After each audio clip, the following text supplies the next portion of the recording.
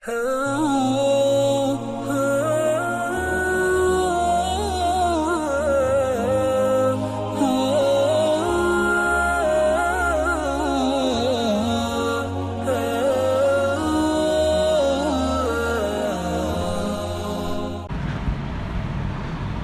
بالله من الشيطان الرجيم. بسم الله الرحمن الرحيم. إن الإنسان خلق هلوعا إذا مسه الشر جزوعا وإذا مسه الخير منوعا إلا المصلين الذين هم على صلاتهم دائمون والذين في أموالهم حق معلوم للسائل والمحروم والذين يصدقون بيوم الدين والذين هم من عذاب ربهم مشفقون إن عذاب ربهم غير مأمون. شروع کرتا ہوں اللہ رب العالمین کے نام سے جو بڑا مہربان نہایت رحم کرنے والا ہے.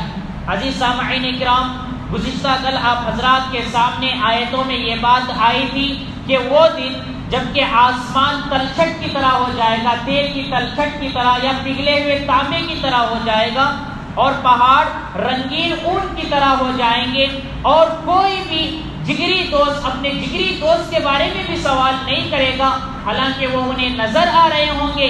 کافر تو مجرم تو یہ چاہے گا کہ اس دن کے عذاب سے فدیے کے طور پر اپنے بیٹے، اپنی بیوی، اپنے بھائی، اپنے وہ خاندان جو کہ دنیا میں ان کے ساتھ پناہ دیے رہتا تھا، اور جو کچھ بھی زمین میں رشتہ دار تھے ساروں کو فدیوں کے طور پر دے دے اور اپنا بچاؤ کر لے. اللہ نے کہا تھا ہرگز نہیں، وہ تو جہنم کی تپتی ہوئی دہکتی ہوئی شعلہ میں آگ ہے، اور وہ ایسی آگ ہے جو کہ کھال کو کھینچ لینے والی، کلیجے کو نکال لینے والی ہے.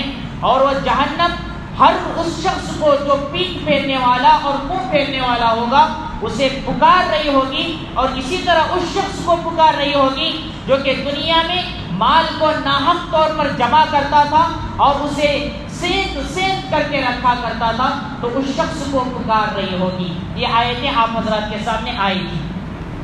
اب آگے اللہ رب العالمین مزید وہ انسان جو اپنی خصلت کی بنا پر جہنم میں جانے کا مستحق ہو جاتا ہے اس کا تذکرہ یہاں پر کر رہا ہے. چنانچہ اللہ فرماتے ہیں ان الانسان خلق ہلوعا، یقیناً انسان وہ کچے دل کا پیدا کیا گیا ہے. یقیناً انسان کچے دل کا پیدا کیا گیا ہے. ہلوع کے معنی عربی میں آتے ہیں حد سے زیادہ حرص کرنے والا، سب سے زیادہ جس کے اندر لالچ ہو، حرص ہو، ایسے شخص کو عربی میں ہلوع کہتے ہیں. چنانچہ اللہ نے یہاں پر کہا ان الانسان خلق ہلوعا، یقیناً انسان کچے دل کا پیدا کیا گیا ہے. مطلب اس کا دل کبھی بھرتا نہیں ہے، اس کا دل کبھی پختہ نہیں ہوتا ہے، بلکہ وہ حریص ہوتے جاتا ہے، چاہت ہی چاہت اور خواہشات ہی خواہشات اس کے ہوتی جاتی ہیں.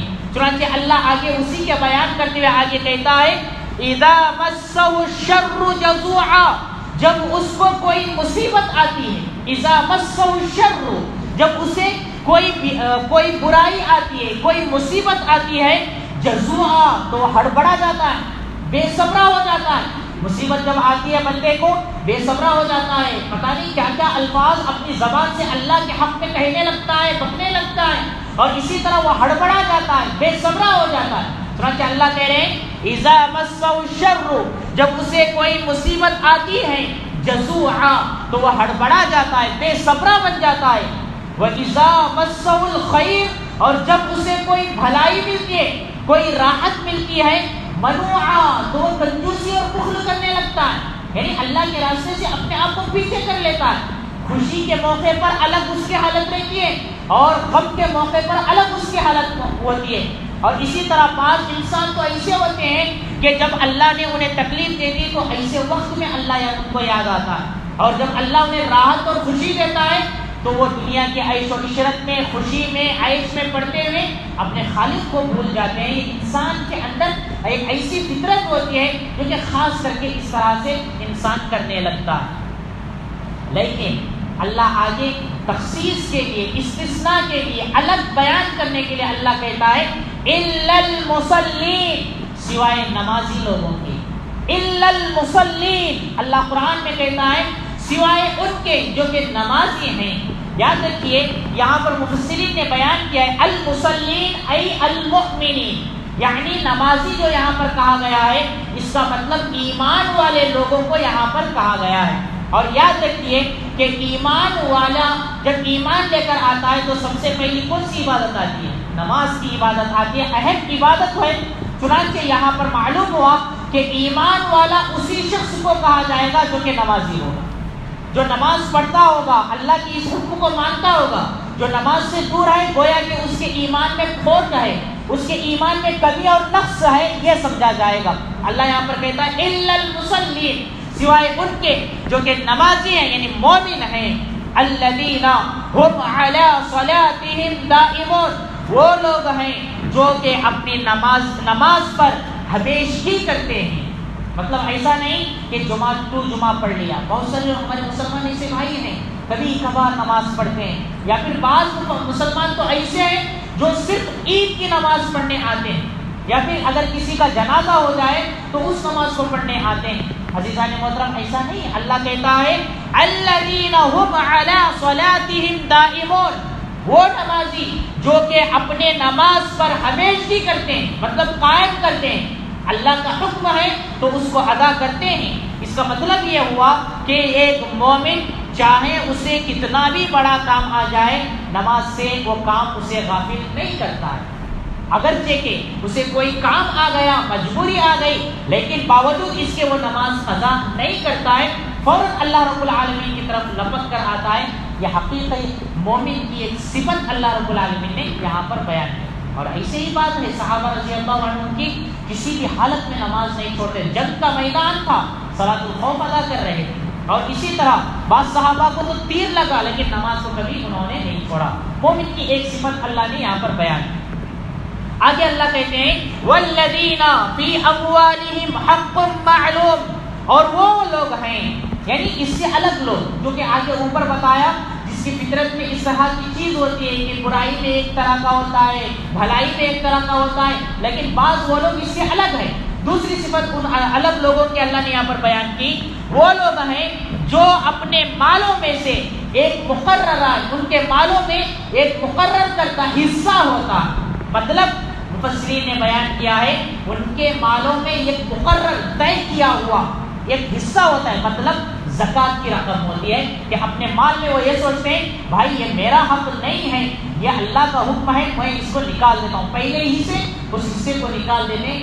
یہ حقیقت میں جو مومن ہوگا اس کی ایک صفت اللہ نے یہاں پر بیان کی ہے۔ للسائل والمحروم، کس کے لیے نکالتے ہیں؟ سوال کرنے والے کے، یعنی جو مانگتا ہے اس شخص کے لیے بھی وہ چیز نکال کے رکھتے ہیں، وہ حصہ نکال کے رکھتے ہیں۔ والمحروم، اور جو محروم ہو گیا اسے اس کے لیے بھی نکال کر کے رکھتے ہیں۔ مفسرین نے بیان کیا ہے محروم سے مراد وہ آدمی ہے جس کے پاس مال تھا، جائیداد بھی سب تھی، لیکن کوئی آسمانی بلا آ گئی، زمینی بلا آ گئی، کوئی زلزلہ آ گیا، اس کا سارا گھر بار چلا گیا، سارا مال لٹ گیا، اب وہ کیا ہو گیا؟ فقیر ہو گیا۔ تو گویا کہ وہ مال سے محروم ہو گیا، اپنی جائیداد سے محروم ہو گیا، چنانچہ ان لوگوں کا بھی خیال کرتے ہوئے دیتے ہیں۔ اور بعض مفسرین نے بیان کیا ہے کہ محروم کا مطلب یہ ہے کہ وہ اپنے آپ کو دوسروں کے سامنے مانگنے سے پرہیز کرتا ہے، حالانکہ اسے تکلیف ہے، حالانکہ اس کے گھر میں مجبوری ہے، وہ بہت پریشان ہے، لیکن اس کا ضمیر اسے قبول نہیں کرتا کہ وہ دوسروں سے مانگے۔ لیکن مومن وہ لوگ ہوتے ہیں جو ایسے آدمی کو تلاش کر کے اسے اپنے مال میں سے حصہ اس کے حوالے کرتے ہیں۔ اللہ نے وہ صفت یہاں پر بیان کی ہے۔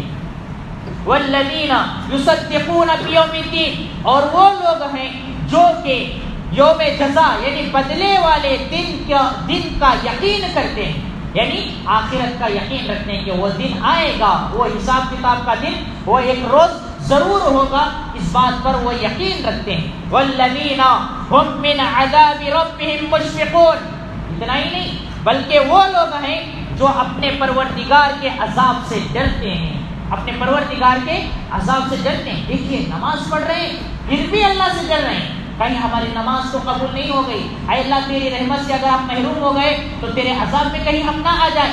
اس طرح کا اللہ کا ڈر ان کے دلوں کے اندر پایا جاتا ہے۔ اللہ کہتے ہیں والذین هم من عذاب ربهم مشفقون، وہ لوگ ہیں جو اپنے پروردگار کے عذاب سے ڈرتے ہیں.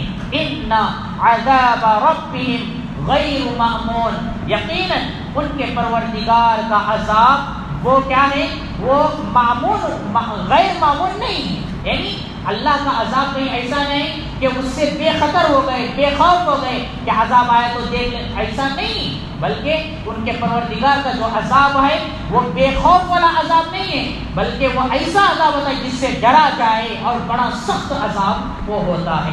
اللہ نے یہاں پر انسان کی اصلیت بتاتے ہوئے پھر مومنوں کی جو کہ اس سے الگ ہوتے ہیں اور وہ اچھے مومن مانے جاتے ہیں، جیسا کہ سورہ مومنون 18 پارے میں اللہ رب العالمین نے مومنین کی صفات بیان کی ہیں. چنانچہ اللہ نے یہاں پر بھی بعض مومنوں کے صفات بیان کیے ہیں. آگے بھی بہت ساری صفات اللہ رب العالمین نے بیان کی ہیں. اللہ سے دعا کیجیے کہ اللہ تعالیٰ مجھے اور آپ کو ان ساری آیتوں کو اچھی طرح سے سمجھ کر کے اس پر عمل کرنے کی توفیق عطا فرمائے.